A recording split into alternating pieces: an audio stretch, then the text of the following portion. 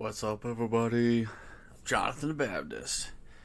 And so there's been something interesting going on, kind of breaking news, I guess, of this week. Um, I don't remember if this was announced last week or if it's whatever. Anyways, it's been the last few days, whatever that means, where Matt Walsh um, just released info about another hospital that is cutting body parts off of kids. We'll put it that way. And just, just, I think that I think this is showing kind of the one of the institutions that everybody took for granted, namely the hospitals. We think, oh, hospitals, they're, these great places that take care of people and, they heal people. And I think there's probably a lot of great hospitals out there. But I don't know if, if you saw, but Candace Owens started her new podcast, and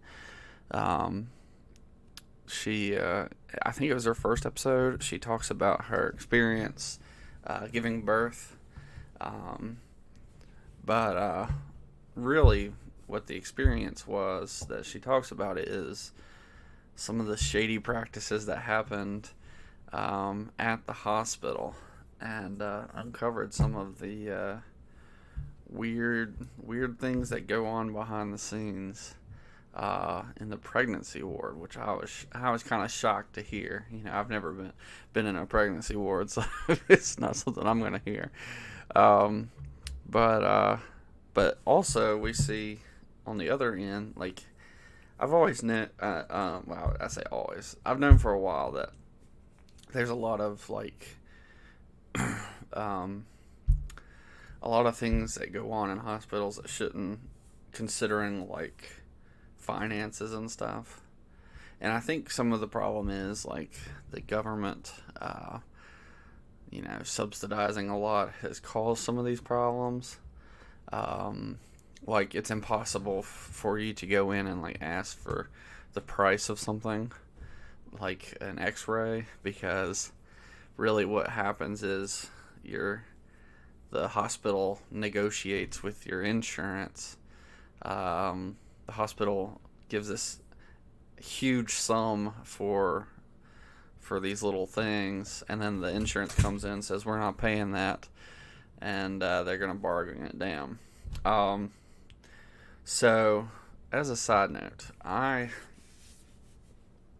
worked for a company for a long time that that had a union. Part of a union was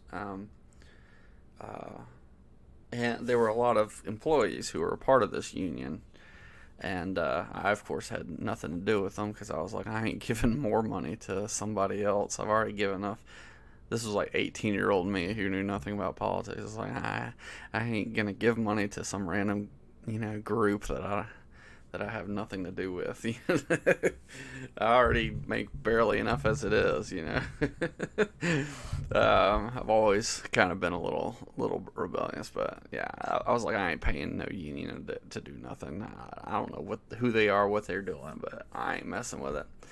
Anyways, but what I came to find out years later is the union basically was, their whole job was to protect the employees from the company. And one of the ways they did this was by bargaining with them to keep the employees hired. And they were incentivized to do this because the employees paid the money to do this, to keep them from getting fired. So basically, employees could do absolutely crazy and stupid things and just irresponsible stuff and not get fired for it. It took an arm and a leg to get somebody fired from this company, and because, like, the union didn't want to lose their money making employees. And so really what would happen is the union would uh, um, would really protect the union employees, the ones that gave them money. So if it came down to two people and one of them was not paying the union, well, the union might actually help the non-union member, but priority is given to the union member. And so they would have the company fire the non-union employee, but the union employee they'd protect. So they would go into these bargains. Well, what the company realized is the union only needed to look like they were protecting people, and so what they figured out is if they fire a bunch of people at the same time for dumb reasons, then the union could negotiate for the good employees, and the company could get rid of the bad employees, and the union would look good for saving all these jobs, and the company would get what it wanted, which is getting rid of bad employees. So what would happen is you'd have certain people get fired for non-fireable offenses, and then after a few months of negotiation with the union, or a few weeks, they would get back paid eventually. The company would fire these people who did nothing wrong, good employees, so that they could use them as bargaining chips to the union. At least this is what I've heard. This is what I've heard. Anywho, and so similarly, the hospitals, because they know they can get a lot of money out of the insurance. The insurance is there to bargain the hospital down, so they pay as little as possible. So you pay as little as possible. But what ends up happening is the hospitals start raising their funds because they know the insurance is going to bargain them down. So they'll charge a lot more for stuff, and then the insurance companies will say, we ain't paying that, this is what we're paying. And so they raise their prices so that they can actually get more money from the insurance companies. And that's been happening for a long time, a very long time. And then when you add like government subsidies, when the government's like, hey, we're going to give you money if you do this, they're like, yeah, we'll do this. And so they can charge the government that, the government basically just gives money away. That's basically what it does, unfortunately. And so one of the problems with the healthcare industry is there's so many government subsidies. Hospitals are like, yeah, we're just going to charge these huge fees because the government's going to pay for them, and the government has endless amounts of money. And so, there's no incentive for them to have cheaper prices. And so there's been a lot of stuff going on with the hospitals for a long time. Some of the problems. And I'm not saying everybody who works at the hospital is a bad person, or even the people who own and run hospitals are necessarily bad. There's just some shady practices that all really have a lot of different things that are causing the problems in the hospitals. But what I didn't expect was this. So we'll hop over. This is on Twitter. Matt Walsh is talking about the Vanderbilt, I guess, is a hospital or a clinic. And basically they're cutting off healthy parts of people, and not just people but minors, children. And so he goes on this long discussion talking about all the different things that are going on at this hospital, and it's just crazy. Just crazy. This is in Tennessee. This is a red state that this is going on. And so this is the second hospital that he has uncovered as doing, this nefarious stuff. And it's disgusting. It's that they would do this to children. This is abuse. This is child abuse that's going on in hospitals around the country. And if it's going on in Tennessee, in a red state, you can only imagine what's going on in the purple states or the red or the blue states. Like, this is absolutely insane. And I think this is this just goes to show we're a lot further gone than we thought.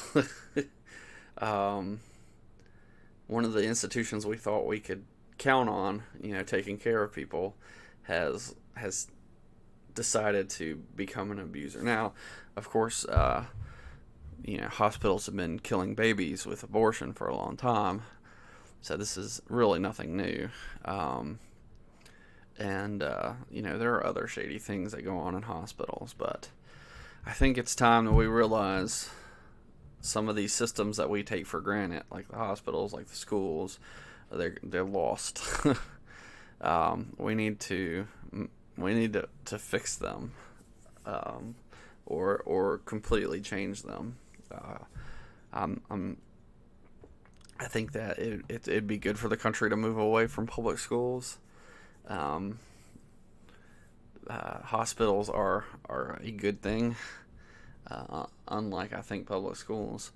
That's my opinion.